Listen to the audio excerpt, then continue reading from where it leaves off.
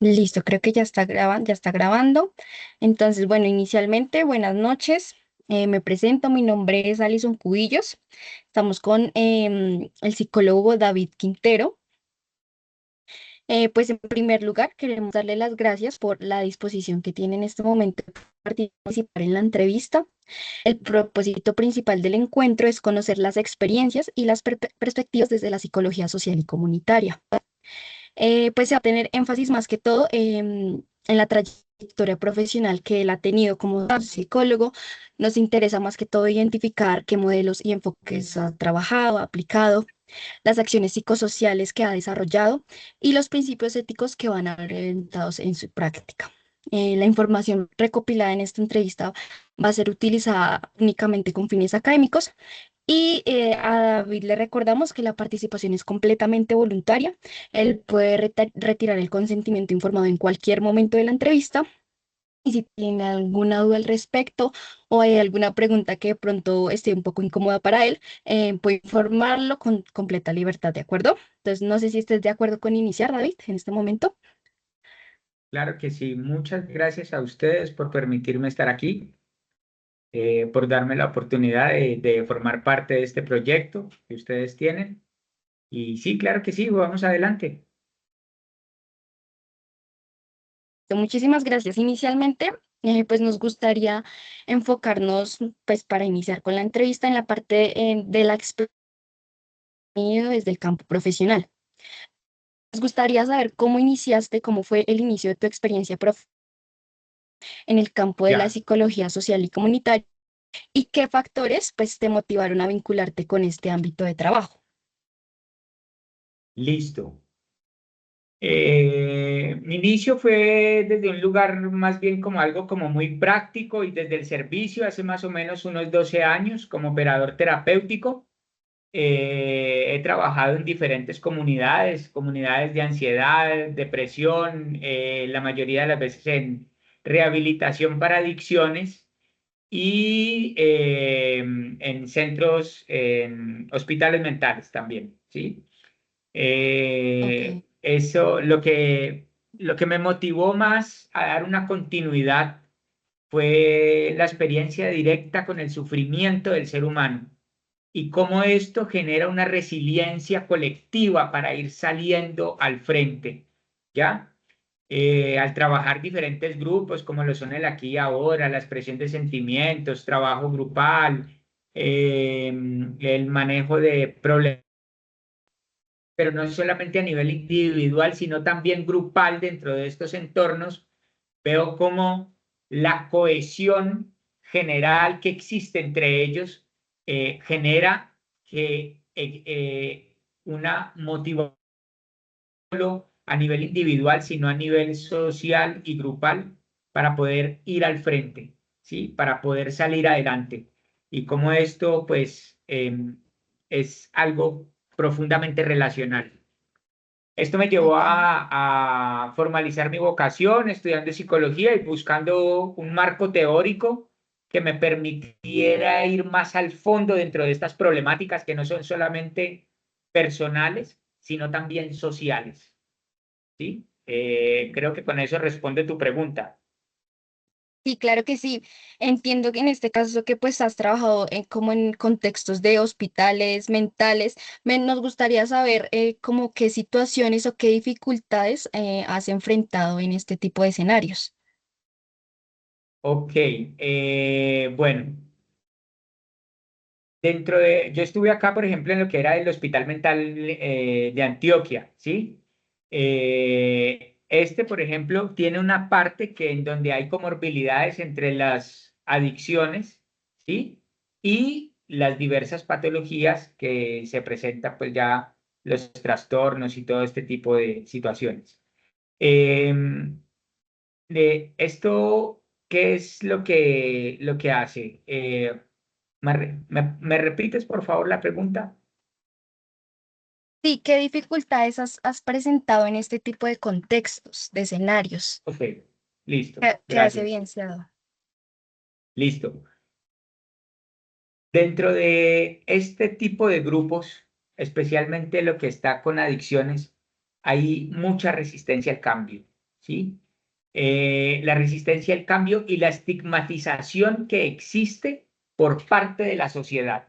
Entonces, no solamente hay una resistencia al cambio frente al dejar la zona de confort y el avanzar hacia estadios más funcionales, más saludables para la persona como sí, sino también la estigmatización social, ¿sí? Porque cuando estas personas salen de lugares como hospitales mentales con ciertas patologías, o hay algunos que salen y se cuelgan aquí en la frente un nombre de un trastorno que de pronto en alguna vez, en algún momento leyó en una historia clínica o que de pronto escuchó de alguna persona que estaba laborando allí. Entonces, tienen esta situación de la resistencia al cambio. Es una de las mayores dificultades. Dos, cuando van afuera, ellos ya van con esta situación de la resistencia al cambio, que es algo más personal. Cuando van afuera, los mismos entornos en los que se han desarrollado de estas formas, pues que no son tan funcionales, hay una estigmatización y un señalamiento que puede ser por diversas situaciones que se hayan presentado, como por ejemplo en las adicciones o de pronto en algunas patologías que cuando salen a la calle de pronto están recogiendo cosas de la basura o tienen algunas conductas propias de psicopatologías dentro de los entornos de la sociedad, de sociales del barrio, de la cuadra, de los vecinos, y entonces siguen siendo estigmatizados y señalados. Entonces, hay una cronicidad social y hay una situación personal que dificulta que esto logre trascender hacia espacios mayores de salud, ¿sí? Ok, Y perfecto.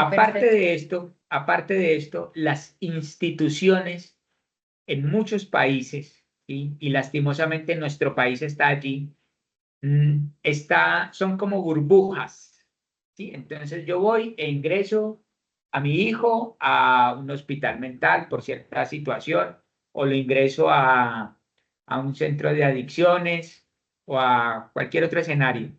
Pero en el tránsito que hay entre estas instituciones y la resocialización como tal, es difícil. Es difícil porque en este tránsito no hay algo que sea progresivo para moldarse de nuevo a un mejor entorno o a un entorno nuevo que sea más saludable, como lo está requiriendo cada una de las personas. Ok, perfecto, sí. Yéndonos un poco por la parte teórica, nos gustaría preguntarte qué modelos teóricos de pronto te han orientado a ti de una forma un poco más predominante durante tu práctica profesional en la psicología social y comunitaria. Listo. Yo creo que sería como dos partes muy importantes. Lo primero fue lo experiencial, ¿sí? Ok, Y la parte académica, ¿sí? Entonces he aplicado lo que es como el modelo de la comunidad terapéutica en los entornos sociales. Esto me ha sido de gran utilidad, ¿sí? Me oriento por el modelo en cuanto al rapport y la investigación participativa, porque son ok. los que me dan este marco teórico en cuanto a lo académico y en cuanto a lo experiencial, porque considero que esto es un mano a mano que debe de estar completamente ligado, ¿sí? La terapia de grupo, en mi caso, pues yo soy psicólogo de orientación dinámico-relacional, que es como la parte más moderna de lo que en sus inicios fue el psicoanálisis, ¿sí? Considero que estos son los puentes importantes para priorizar las experiencias de lo que es el aquí y el ahora y la expresión relacional de lo que son las personas en este momento, obviamente sin olvidar su pasado y hacia dónde nos dirigimos. Ok, perfecto. También recordando un poco lo que nos mencionabas en relación con el trabajo que haces de pronto en los centros o en los hospitales, ¿tienes alguna técnica específica o alguna metodología o estrategia que de pronto uses con mayor frecuencia en los procesos comunitarios que abordas? Eh, para mí cada persona es como una huella digital, Ok. ¿sí? Pero sí, obviamente, hay algunas técnicas que le sirven a uno para iniciar a identificar, por ejemplo, el trabajo grupal y el círculo terapéutico son técnicas que vienen enmarcadas dentro de lo social, ¿sí? Y que se pueden aplicar dentro de estas comunidades, ¿ya? Ya después de empezar allí a identificar y de generar ciertas características grupales, entonces, ya vamos más hacia lo profundo en lo individual. La expresión de la catarsis, los sociogramas también me parecen muy interesantes. Las estrategias lúdico-pedagógicas son fundamentales con los niños y con los adolescentes, ¿sí? Los círculos de diálogo y reflexión. Si llevamos como estamos hablando pues del marco pues como social, considero que en cuanto a esto, en las comunidades que yo he trabajado, ha sido pues como lo más esencial, lo más importante. Círculos de diálogo y reflexión, las técnicas de expresión, las catarsis, pues el trabajo grupal, la terapia de grupo, el círculo, lo que le llaman en diferentes escenarios. Bueno, David, le habla Javier Buitrago. ¿Cómo Ahora están, vamos a... Javier? Muchas bien, gracias, David. Ahora vamos a entrar en otro campo y es en la parte de las acciones psicosociales más destacadas en su quehacer. La Sí. pregunta es la siguiente. ¿Qué tipo de acciones psicosociales desarrolla con mayor frecuencia en su ejercicio profesional dentro del ámbito comunitario? Dentro, valga la claridad, dentro del ámbito comunitario Ujú. sería la prevención, ¿sí? La formación y ya cuando están internos, el fortalecimiento de los factores protectores, ¿sí? Cuando uno fortalece esto, valga la redundancia, ¿sí? Hay grupos de apoyo, hay grupos que generan, estos grupos de apoyo generan, por ejemplo, mucha resiliencia. Especialmente he visto esto con las madres víctimas de violencia intrafamiliar, con los niños también. Talleres de concientización y habilidades sociales, habilidades blandas o habilidades de vida. He trabajado también en colegios en donde he estado en esta parte social capacitando a docentes y líderes, y pues esta parte ha sido muy buena. Esta parte de capacitación a docentes y líderes principalmente la realicé en el Brasil. Tuvo una acogida perfecta, perfecta, 10 de 10 en las instituciones como colegios y jardines infantiles de los colegios de La Salle, ¿sí? Entonces, el fomentar que los directivos estén bien capacitados para acoger a los niños, a los adolescentes, genera grandes cambios para prevenir y empoderar a la comunidad para cuidarse. Excelente. En ese quehacer diario, David, ¿usted cómo incorpora las voces, o sea, esas percepciones, esos saberes de la comunidad en el diseño y ejecución y la evaluación de estas acciones? ¿Cómo coge como toda esa información en todo su quehacer y toda su experiencia y la incorpora en la ejecución y en esa evaluación? Eh, Usted me hace recordar algo, de pronto yo manejo en el inicio pues de cuando tengo mis consultas y es, eh, yo soy experto en un método, ¿sí? O siento que pues los psicólogos, cada uno de los profesionales es experto en un método y especialmente los que estamos en la salud, pero cada uno de las personas que viene a nuestra consulta es experto en su propia vida. Cada uno de ellos es experto en su sentir, porque tal vez alguno tiene una capacidad para soportar el dolor, otro la tiene mayor, otro la tiene menor, ¿sí? Entonces, el saber de cada uno acerca de su propia experiencia, ¿sí? Es lo que es más valioso y es lo que vamos a integrar a la teoría, porque la teoría tiene una parte, pero realmente la experiencia personal de cada uno es algo que es fundamental. Por eso los diálogos de saberes son espacios en donde se discuten las diferentes problemáticas y las categorías y cada uno de ellos va a lograr articular y trascender a esto. Creo que son partes muy importantes, ¿sí? Vamos a pasar a otro campo. En el trabajo interdisciplinar y interdisciplinar, ¿con qué profesiones o profesionales o con qué profesiones suele trabajar? ¿Cómo hacen los acuerdos? ¿Cómo distribuyen como esos roles, esa distribución en ese trabajo interdisciplinario? Ya, pues lo principal es el principio de no maleficencia, el buscar el bienestar de cada uno de las personas que están confiando en nuestro trabajo, ¿no? ¿Con qué tipo de profesionales suelo trabajar? Principalmente con psiquiatras, con médicos, con enfermeros, con trabajadores sociales, con operadores terapéuticos. Ese es más o menos como el círculo profesional con el cual yo me desarrollo normalmente.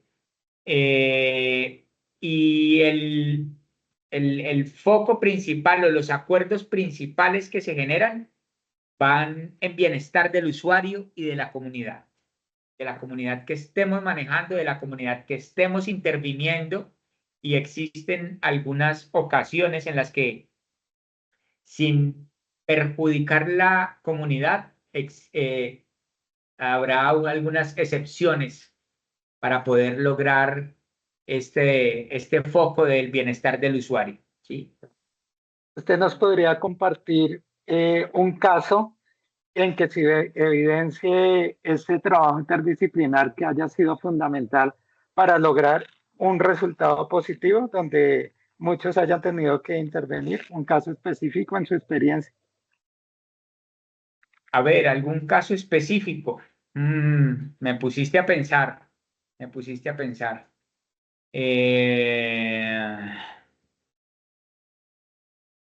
A ver, algún caso específico.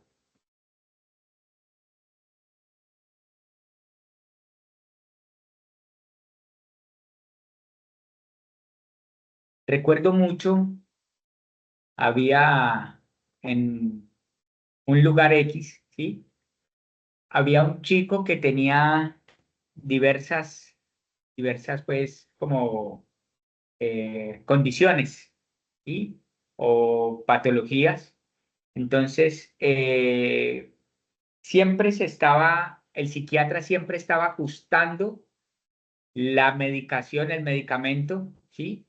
Para lograr estabilizar todo lo que era la ansiedad, esta situación ansioso-depresiva, ¿sí?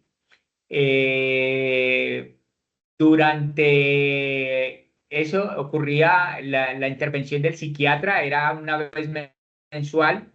La enfermera era quien estaba de planta, ¿sí? Monitoreando el cumplimiento de cómo se iba desarrollando estos cambios médicos, estos cambios del-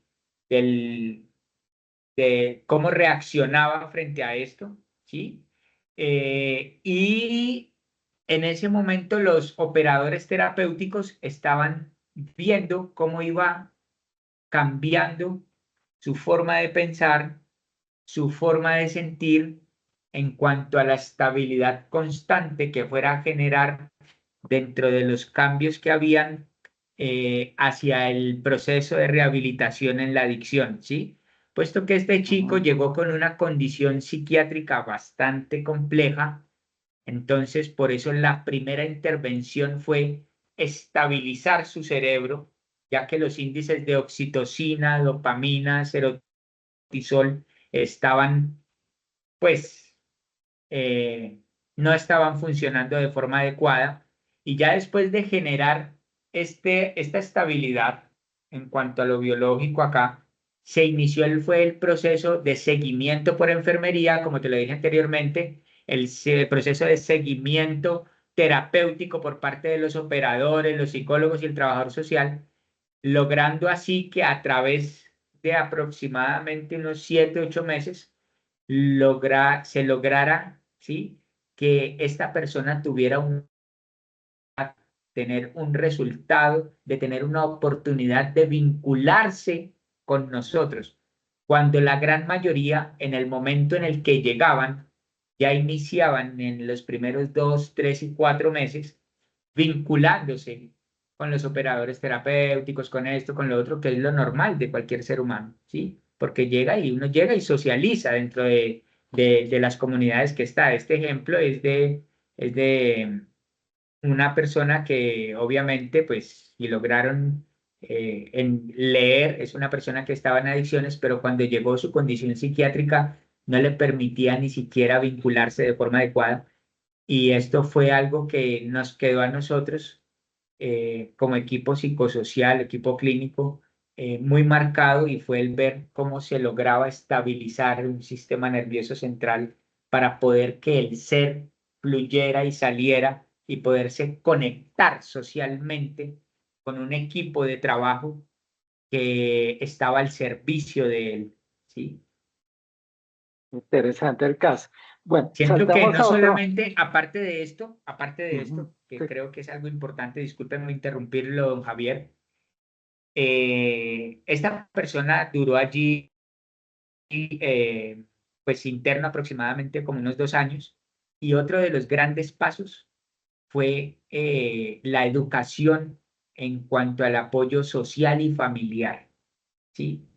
Claro. Que esto fue fundamental para su reintegro a la sociedad. Qué pena haberlo sí, sí. interrumpido, cuénteme. No, no, no, excelente sus aportes y más que con toda la experiencia nos enriquece a nosotros. Saltamos a otro campo, David. Sí, Ya señor. vamos a esos principios éticos en su ejercicio profesional. La primera pregunta es, ¿cuáles considera que son los principios éticos más relevantes para el trabajo comunitario? ¿Y usted cómo maneja los dilemas que surgen en estos procesos? Listo. A ver, ¿cuáles los principios éticos más relevantes para el trabajo Sí, comunitario? Vamos a ver por partes. ajá, Principios éticos más relevantes para el trabajo comunitario, ¿cierto? sí, Eh, yo creo que lo primero que uno tiene que ubicarse es que yo estoy ante otro ser humano. Entonces, la dignidad humana está por encima, ¿sí? Está por encima de todo. Y en lo que corresponde a esta charla, no solo la dignidad humana, sino la justicia social, porque tenemos que tener estos centros que son fundamentales, ¿sí? Para poder generar un ambiente propicio y que la autonomía se pueda ir desarrollando de forma adecuada, ¿sí? Para lograr, pues, los objetivos que cada uno tenga. Después me hablaste de la de segunda los parte de la pregunta. cómo Dígame. maneja los dilemas que surgen en todos estos procesos. En cuanto a esta parte social, yo considero que hay cosas, pues, que son como hay un límite entre la intervención profesional, ¿sí?, y la intromisión cultural, ¿sí? Entonces, el principio de mínima injerencia, asegurando que cualquier cosa solicitada y validada por la comunidad, que mi rol sea el de ser un catalizador, más no un salvador, ¿sí? Porque uno en estas áreas de la salud tiene que tener, considero yo, o de pronto esa palabra es como muy absoluta, es muy prudente el no ser el salvador, quitarse esa capa de que voy a lograr ayudar y esto. Es más como ser un catalizador de, de estos dos espacios, estos dos ambientes. Y esta otra pregunta. ¿De qué manera David, como psicólogo social, garantiza la autonomía, la participación, la diversidad y la confidencialidad en estos espacios comunitarios? Perdón, se fue la señal, no te alcancé a escuchar Bueno, bien, por favor. sí. David, como psicólogo comunitario, ¿de qué manera garantiza usted la autonomía, la participación, la diversidad, la dignidad, la confidencialidad en los escenarios comunitarios? Bueno, me hablaste de autonomía, Sí, ¿sí? Bueno, en los campos en los que yo he estado es fundamental y creo que es uno de los fenómenos finales en donde cada uno se apropia de su ser, ¿sí? Y al apropiarse de su ser, da cuenta de una autonomía formada, ¿sí? Esto, por ejemplo, en el campo de las adicciones es fundamental para poder tomar decisiones acerca de su vida, acerca de cuáles son los principios y los valores que van a regir mi actuar a partir de ahora y las renuncias que voy a hacer en cuanto a las sensaciones de placer o de hacer frente a las diversas problemáticas sociales, familiares y personales. Entonces, cuando yo tengo una autonomía definida, podré tener una postura y una decisión frente a las diferentes dificultades que se me presenten. Después viene la autonomía, la va a tocar que participación. escribirlo. No, no, La ya. participación. Sí, Participación me dijiste, ¿cierto? Lo del sí, grupo. participación, diversidad y la dignidad como los grupos que trabajan. Listo. En estos lugares, las intervenciones, como lo dije al inicio, son principalmente grupales. ¿Por qué? Porque el grupo genera una fuerza cuando llega un chico nuevo en los diferentes escenarios o llega un niño nuevo en el colegio o en el centro de adicciones o en el hospital mental e ingresa a un grupo, el grupo ya trae una personalidad, el grupo ya trae un ritmo, el grupo ya trae unas características. Los grupos son como personalidades. Cada grupo es diferente y cada grupo tiene manifestaciones diferentes, ¿sí? Entonces, la participación grupal y mostrar las realidades de cada una de sus integrantes para que el grupo logre dar cuenta, logre conocer, logre identificar y aparte de eso, sentido de pertenencia a cada uno de ellos es fundamental. Entonces, la participación es base dentro de mi metodología grupal, ¿sí? Listo. Muchas gracias, muy enriquecedor todos sus aportes y su gran experiencia. Entonces Gracias. continuamos con nuestra compañera. Dale. Ah, después me Muy bueno. hablaste de otras cosas. Creo que uno de esos que me quedó sonando, hablaste de como de dos términos más, pero se me quedó sonando este de la confidencialidad. ¿Sí? Ah, sí, Eh, creo que esto es uno de los grandes retos y es uno de, en nuestro actuar, es una de las cosas que debe ser prioridad. Es número uno, ¿sí? Y dejar las cosas claras. Claras desde el inicio para que después no se vayan a sentir como que uno está traicionando tanto la confidencialidad personal, ¿sí? Tanto como la confidencialidad grupal, ¿sí? Porque si yo estoy yendo, si yo tengo el secreto profesional y entonces yo desde el principio llego y establezco unos parámetros en el vínculo y le menciono de una vez, mire, aquí las únicas condiciones por las cuales podrá salir algo a la luz es que su vida corra riesgo o que corra riesgo la vida de otra persona, de acuerdo a lo que estamos nosotros hablando aquí. Y asimismo existen unas cualidades excepcionales en cuanto a los grupos, dejar esos parámetros de confidencialidad claros y estipulados desde el inicio son un gran reto, pero son nuestro principal norte, para que sepamos nosotros hacia dónde dirigirnos y que el grupo sepa cuál es nuestro rol dentro del mismo. Ok, muchas gracias, David. Con gusto. Muy buenas noches, señor David. Mi nombre Buenas es María noches. Guzmán. Teniendo en cuenta cada una de las vivencias y experiencias que ha tenido en cada uno de los lugares en los que ha estado, las recomendaciones a futuro para los profesionales, para nosotros, para los próximos profesionales, que sería, ¿qué competencias considera esenciales para quienes desean trabajar en el campo de la psicología social y comunitaria? Ay, Dios mío. Pues, a ver, son las cosas que tal vez yo me cuestiono todos los días, que considero que son muy importantes. Si yo tal vez esto lo toqué en algún punto anterior, una de las cosas más importantes para mí es que si yo voy a estar trabajando con personas, que realmente lo haga con amor. Si yo me siento con alguien, es tener una capacidad de una escucha profunda, ¿sí? Es tener yo no sé qué activa, escucha activa, ¿sí?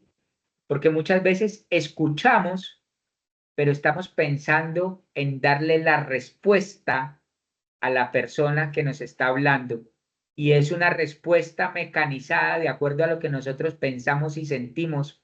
Y no estamos escuchando desde el yo quiero entender, yo quiero comprender, yo quiero ponerme en los zapatos de esa persona, aunque ese ponerse en los zapatos valgan las comillas, porque hay que hacer ciertas claridades que seguramente sus docentes las han hecho, ¿sí? Eso es muy importante, una escucha profunda y activa, en donde realmente yo me ubique en la postura del otro, cómo lo puede sentir, cómo lo puede pensar, hacia dónde lo puede llevar y tener un panorama amplio de esta situación que puede causar en él. Para eso habrá que fortalecer siempre, todos los días, y es algo que yo me digo a mí mismo, el pensar y el proceder clínico adecuado. Creo que otra parte importante es dejar estos sesgos y tener la capacidad de desaprender, porque una cosa es mi escala de valores y otra cosa es la escala de valores de los otros, la forma de vida de los otros, la cultura de los otros. Entonces, habrá que también algunas veces la teoría no encaja por aquí o no encaja por allá o de pronto encaja muy bien por aquí, pero desaprender de todo eso y saber articularlo, ¿sí? Comprendiendo el punto de vista del otro y cómo articulo la teoría con eso. En cuanto a esto de lo social, es fundamental el manejo grupal. Si usted no tiene una autoridad que sea firme, pero también con amor, eso va a perder el manejo grupal y el grupo se lo va a comer vivo, así sean niños de 3 años. ¿Sí? O se la va a comer vivo al grupo, así sean niños de 3 años. Entonces es el saberse posicionar y tener habilidades de manejo de grupo. Y si de pronto, muy seguramente algunos de ustedes o varios de ustedes tendrán la oportunidad de tener espacios con otras culturas o si no es que ya los han tenido, que muy seguramente ya lo han hecho, tener esa flexibilidad para comprender los entornos del otro. ¿Sí? Hay comunidades de sentido, ¿sí? Hay comunidades de sentido que cuando salen ustedes a coger el bus y entonces después que ocurre cualquier cosa dentro de la ciudad, uno vive uno vive con ciertos temores. O por ejemplo, usted se monta en el metro, voy a decir algo de pronto como para dar un ejemplo aquí, usted se monta en el metro en Medellín o se monta en el Transmilenio en Bogotá y las personas están con el maletín adelante. Si tú haces eso en el metro de Londres, va a ser muy mal visto y seguramente van a tener unas concepciones muy diferentes. No estás cuidando tus cosas, ya es algo como una paranoia. Entonces, tener esa flexibilidad cultural y contextual creo que sería otro punto muy importante. Ok, sí, señor, entiendo. Sí, la escucha activa y saber escuchar más que todo es algo completamente importante y tener la flexibilidad, claro que sí, con respecto a diferentes culturas que en algún momento vamos a llegar a tener que realizar. La siguiente pregunta sería, ¿qué recomendaciones y aprendizajes considera valiosos o importantes para construir relaciones respetuosas, sostenibles con la comunidad?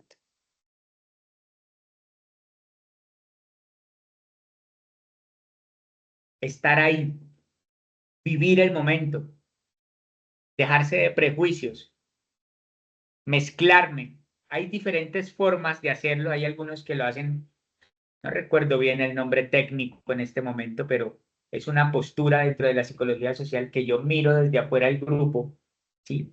Pero cuando ya estamos en este punto en el que hacia donde siento que va la pregunta, sí, es que para el construir relaciones respetuosas y sostenibles es ingresar y estar allí y formar parte, sin prisas, sin juicios, ¿sí? Creo que eso es una parte muy importante, formar parte de, y esto se vuelve, pues, prescindible, ¿sí? Cuando el psicólogo se vuelve prescindible, eso genera sostenibilidad, ¿sí? Tener confianza, tenerse confianza a uno mismo y confiar en los otros. Eso es importante para sostener relaciones, ¿sí? Considero que el tenerme confianza y el poder confiar en los otros es algo muy, muy, muy importante, ¿sí? Y estoy recordando en este momento, ahorita que estábamos hablando de lo de la capa de El Salvador, no prometan o no prometamos, me pongo de primero, no prometamos lo que no podemos cumplir, porque cada grupo, cada entorno social, cada persona está destinado a recorrer su camino y nosotros no somos salvadores para estarles prometiendo a ellos cosas. Cada cual tendrá que forjar su propio camino. Son ellos mismos quienes deciden hasta dónde llegan. Ok, sí, señor.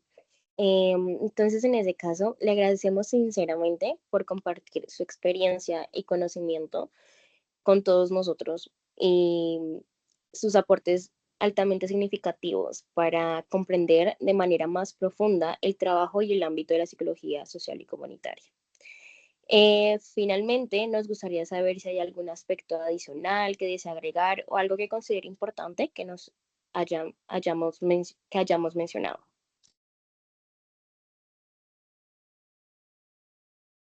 A ver, como les conté desde el inicio, mi transición fue de operador terapéutico a psicólogo. eh, y lo que yo considero importante es que no basta con contener a un solo individuo, a una sola persona, sino también hay que movilizar el entorno social, ¿sí? Eh, por ejemplo, así un ejemplo corto allí. Cuando yo tengo una persona que es una fuente potencial de dificultades dentro de un entorno familiar y yo me lo llevo afuera para reeducarlo, estoy hablando en este momento de un ejemplo en adicciones. Yo tengo aquí la familia y es una familia que tiene diversas situaciones, disfuncionalidades, y yo saco a esta persona para acá, lo ingreso en un lugar de rehabilitación por tanto tiempo, 2, 3, 5 años, y esta persona reformula su vida.